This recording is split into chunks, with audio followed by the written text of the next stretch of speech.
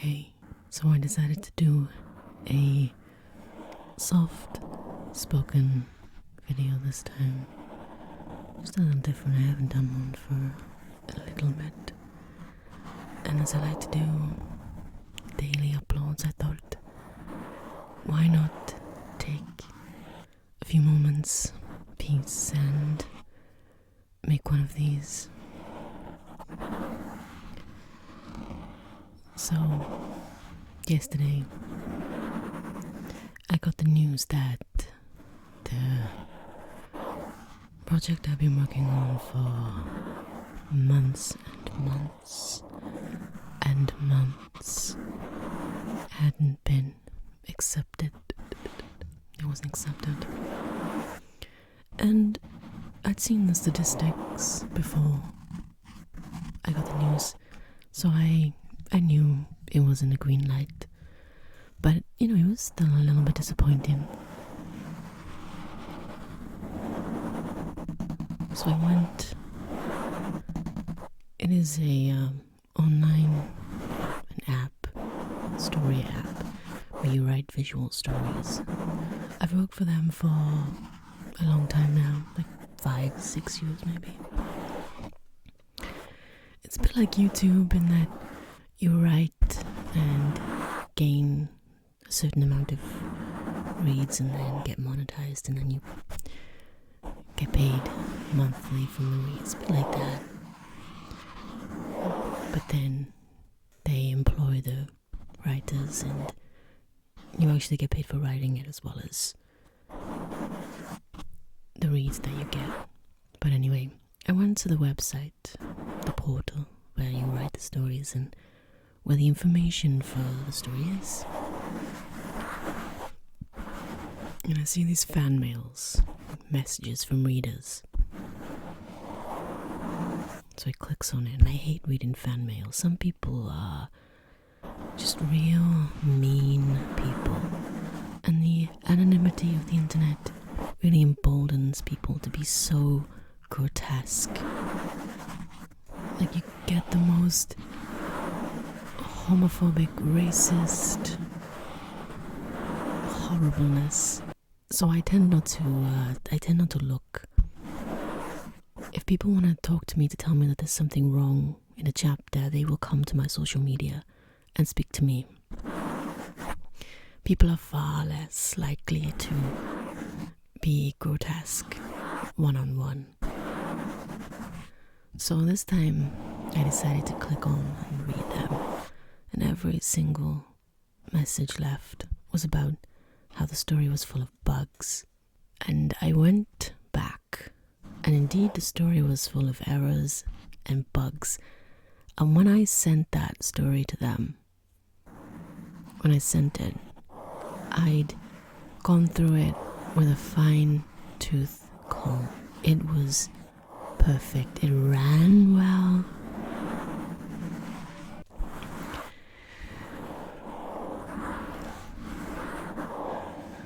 And when you have an error in the script, on the chapter, it will have a red apostrophe mark, a big one. It is impossible to miss. Yet somehow, whoever edited it did miss. And they published the story filled with errors, code-ins that were started and not finished. So a reader would say, choose a choice, and it would lead nowhere. So they couldn't finish the story, because it would just go around and around, or it would just stop. Things not remembered.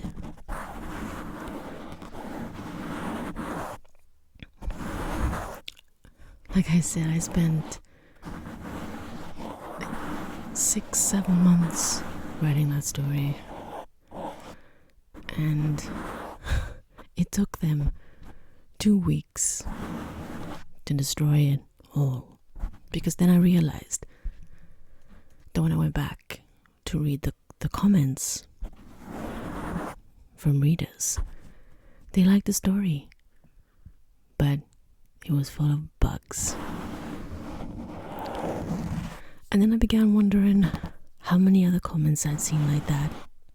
One comment was, why do they keep putting these stories out full of bugs?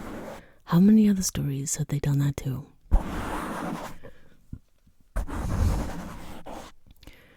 I realized that my story would have done well and been accepted hadn't it been, well, it seems like sabotaged.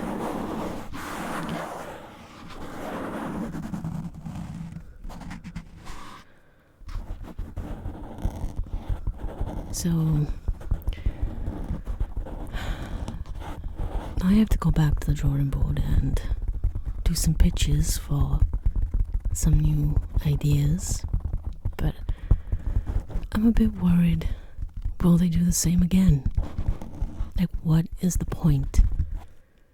If they can take a perfectly good script and completely ruin it, like completely destroy it, and I say it again, sabotage. It's a strong word, but that's what it seems like. Anyway, I'll finish the story myself because it is a very good story, but disappointment made way for annoyance. Because no wonder it didn't do well.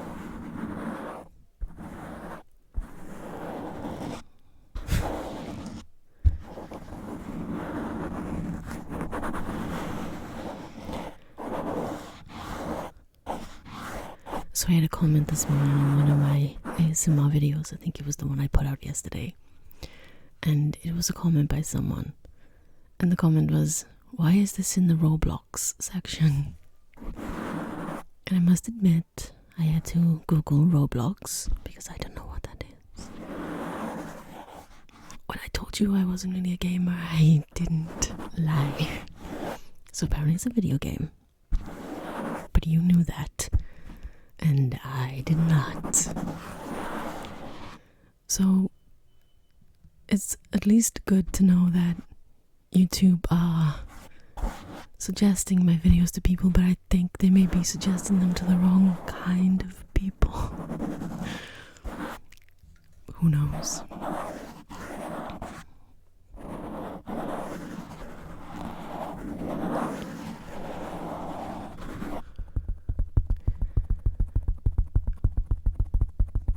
They have grown quite well, I think, in the last couple of weeks. At the start of this week I had like 120 subscribers, and I thought, you know what? Can I get to 150 by the end of the week? And yes, we did. We made it. We did lose a couple, but then gained them back, so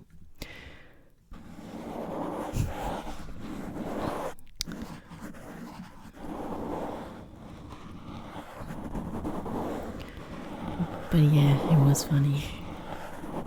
So if you are a Roblox, say correctly, Roblox gamer, I am terribly sorry that my videos are showing up on your timeline. It is not my fault. Please blame YouTube. The mysteries of YouTube continue. I doubt they will ever end.